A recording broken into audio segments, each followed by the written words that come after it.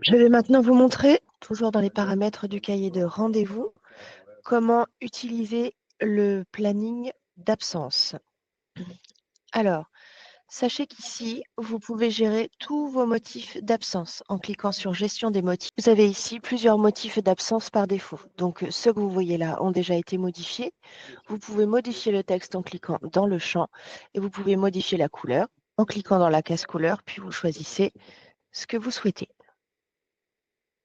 Ensuite, pour aller saisir une absence, vous allez cliquer ici dans la fenêtre où il y a jour et vous allez sélectionner absence.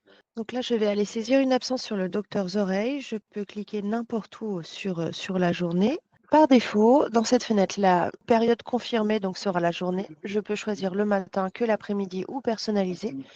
Je vais devoir saisir la date de début et date de fin d'absence.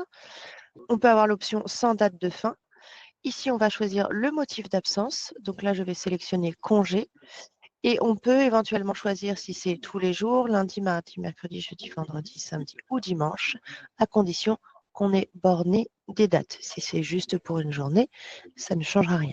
Donc là, je valide et j'ai bien une absence pour le docteur oreilles.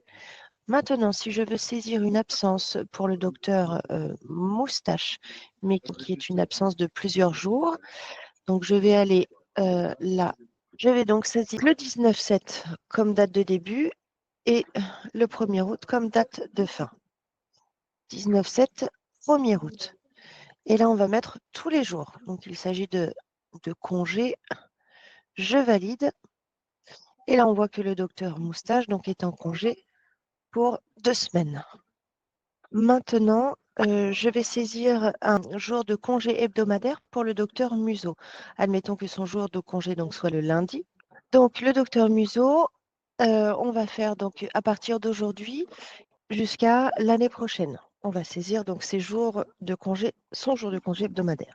Donc 2025 à 2026, je valide. Je vais mettre congé. Et là, donc, on va confirmer la journée et c'est ici que je vais pouvoir choisir. Donc, admettons, il est en congé tous les mardis. Je valide.